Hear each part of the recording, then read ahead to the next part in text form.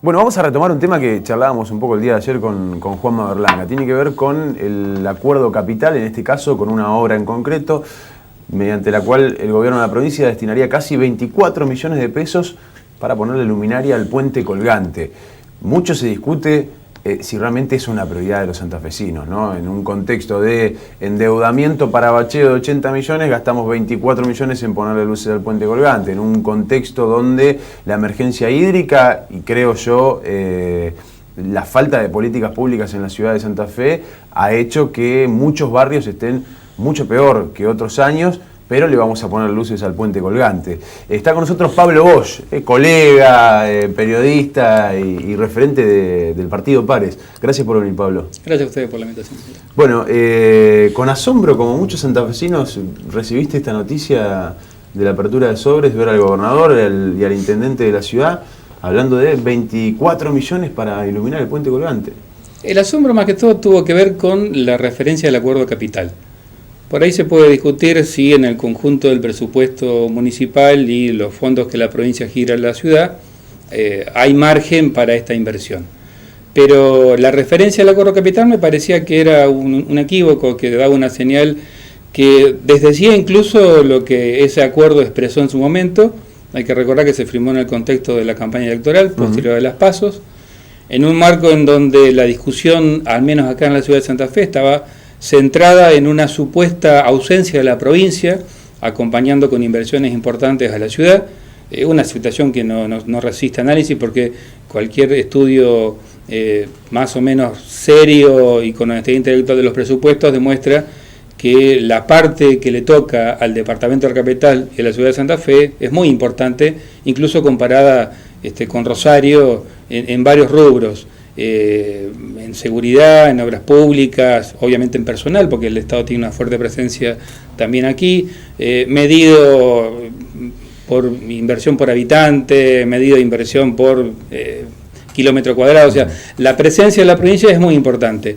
Y la señal que se quería dar con el acuerdo capital, que fue, hay que recordarlo, firmado por los principales candidatos de Frente Progresista, no solamente Corral y Liche, sino además candidatos a legisladores, a senadores por el departamento, expresaba esa decisión de sostener la inversión de la provincia en la capital y algunos énfasis que apuntaban a la inclusión social.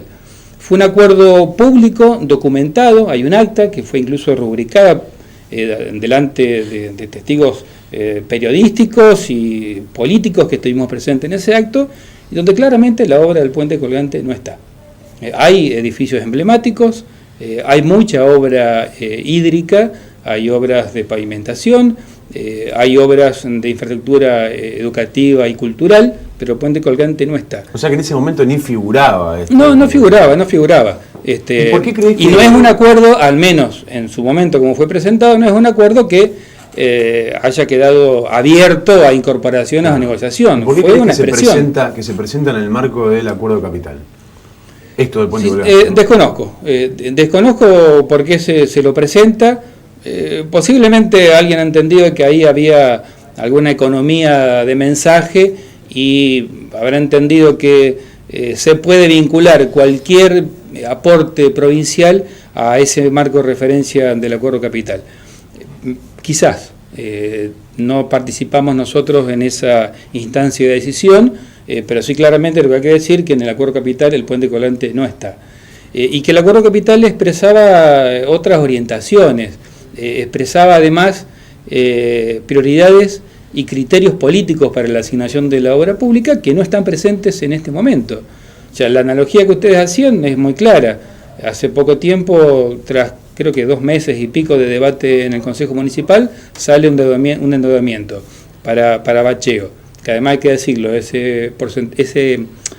esos millones de bacheo no cubren toda la necesidad de reconstrucción de la ciudad. Claro. Queda todavía mucho espacio de calle, de cuneta, de cruces entubados para reparar. Y de deuda, porque la municipalidad va a quedar debiendo plata. Está bien, pero yo creo que la Municipalidad de Santa Fe tiene capacidad de repago, tiene cierto margen para la deuda, y en todo caso la deuda para obra pública es más sana que una deuda para otro tipo de gastos. No, pero a esto me refería. Son dos discusiones, me parece que son... Puede sonar antipático, pero no sé. Yo digo, prefiero, y es susceptible de opiniones distintas.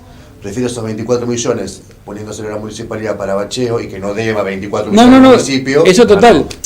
O al revés, en lugar de tener 60 y pico para bacheo, tenés casi 90. Ayer decíamos con Juanma. Porque hay que decirlo, Claro. este empréstito no cubre toda la necesidad de temas viales, porque además nosotros tenemos el impacto de la lluvia, pero tenemos además el atraso histórico en cuanto a caminos confiables para el acceso y la salida de algunos barrios, el deterioro natural que el transporte público genera, sobre todo en la zona norte y oeste. O sea, hace falta más que el dinero del préstamo para que las calles de la ciudad estén transitables. Bueno, ayer decíamos, si sumamos estos 24 millones a los 17 millones para renovar y embellecer Boulevard, tenés un poquito más de la mitad de lo que es el pedido de endeudamiento. Pero incluso ahí creo que también hay diferencias. El Boulevard es un espacio público altamente transitado.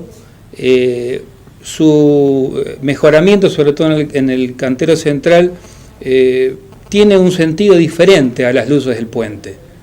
Porque incluso una de las cosas que a mí más me llamó la atención, que los funcionarios municipales al momento de presentar la obra explicaban sin ningún tipo de vergüenza que esperaban que esté terminado antes de la inauguración de Mercociudades aquí en Santa Fe. O sea que en realidad estamos haciendo una obra pensada fotográfica para la postal de un encuentro internacional. Y creo que eso es muy distinto a lo que significa el bulevar como paseo, como lugar de encuentro, como de tránsito diario de miles de santafesinos. También ahí hay que hacer una diferencia, me parece. Igualmente creo que todo esto sucede porque todavía nosotros en esta ciudad y en muchas, pero particularmente en Santa Fe, no hemos avanzado en una transformación política de cómo se toman las decisiones de inversión pública. Es cierto que el presupuesto pasa por instancias de control, lo termina aprobando la máxima expresión democrática, que es el Consejo Deliberante, se elabora luego de consultas internas dentro de la municipalidad, pero si uno hace una cuenta rápida, seguramente no son más de 50 personas las que todos los años participan en la elaboración del destino de los recursos de la ciudad. Y creo que si se necesita y se quiere hacer una auténtica transformación y que cuando discutimos prioridades tengamos en dónde apoyarnos, porque yo supongo que la gestión de Corral puede decir con sus argumentos que es prioritario, y hay otro que puede decir que no es prioritario. ¿En dónde lo validamos?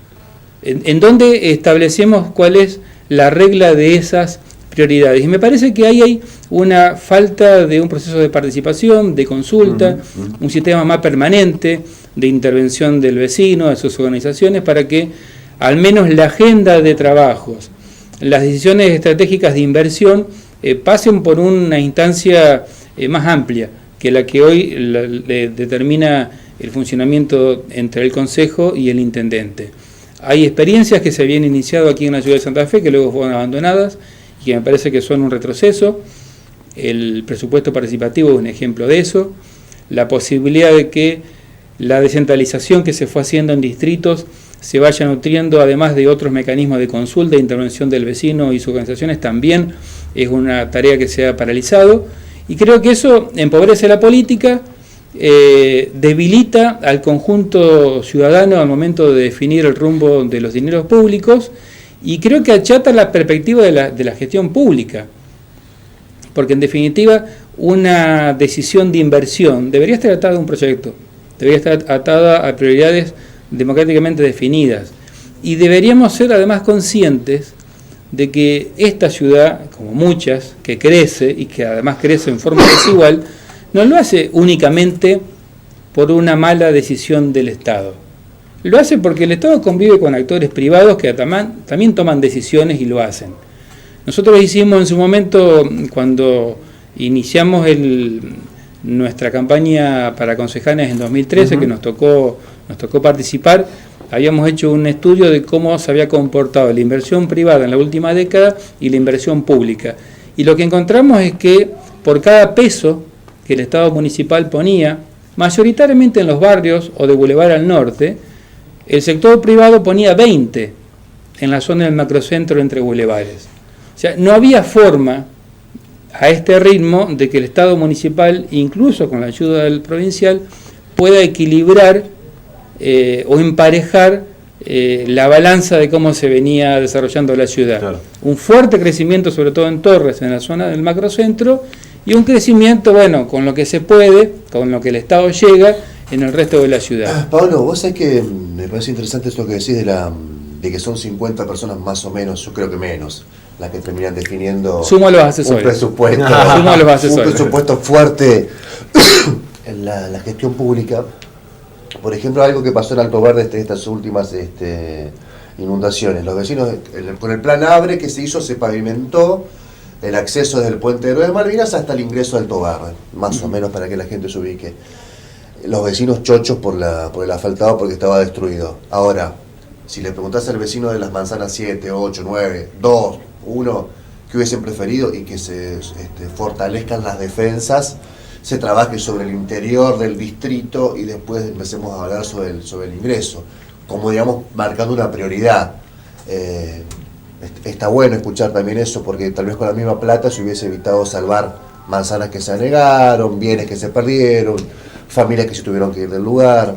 Y que hasta el día de hoy continúa. Y la verdad que tenés todavía, sí, seguís teniendo la deuda del ingreso a Alto Verde, pero saldás una deuda, claro.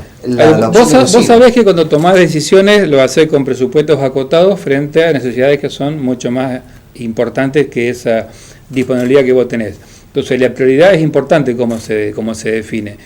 Y la comprensión del proceso y de la lógica que el Estado tiene para invertir también es necesario. Y yo creo que ahí es donde está faltando ese componente de consulta, de participación, de escucha, pero de verdad. O sea, no de la caminata, te llevas un papelito y después ves qué haces, sino de una creciente intervención del vecino y sus organizaciones en el territorio para la toma de decisiones, porque eso además te permite construir legitimidad, para decir, bueno, este año o este semestre o este mes, esta obra deberá esperar o vendrá el próximo, o primero tiene que hacerse tal cosa y después tal otra. O sea, si se comprende la lógica, si el santafesino participa en la elaboración de ese proceso, es mucho más comprensivo al momento de decir, bueno, este mes no, este año no, pero quizás el próximo sí, porque ya formó parte del proceso de construcción de esa decisión.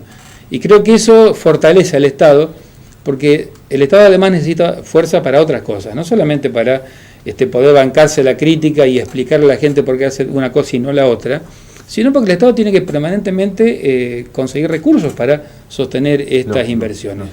Nosotros acá nos estamos encontrando en un debate recurrente cada vez que se aprueba el presupuesto, se discute la ordenanza tributaria, la queja del bloque justicialista en torno al aumento de la tasa municipal.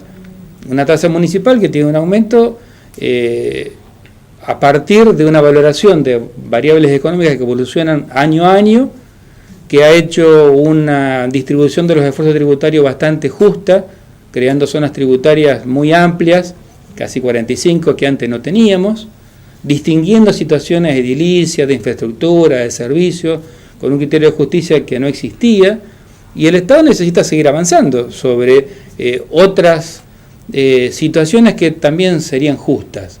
Nosotros tenemos en Santa Fe una enorme demanda habitacional y el 20% de viviendas en condiciones de ser habitadas ocupadas. Hay muchas provincias y ciudades que han avanzado en algún tipo de estímulo tributario para que te salga más caro tener la casa vacía que alquilada. Claro. Para hacer eso supone una fortaleza y enfrentar posibles objeciones al sector inmobiliario propietario. Tenemos situaciones de acumulación de propiedades enormes en la ciudad de Santa Fe.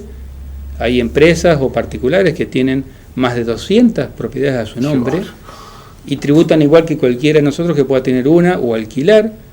Nos parece que es razonable y hasta justo pensar algún esquema tributario que capture esa renta acumulada en la ciudad. Digo, para todo eso el Estado necesita fuerza, legitimidad y capacidad de llegar. Entonces, estos procesos de participación, de consulta, de construcción democrática de las prioridades, también al Estado le dan mayores herramientas para que al momento de distribuir lo haga con la mayor justicia y equidad posible. Sin lugar a dudas.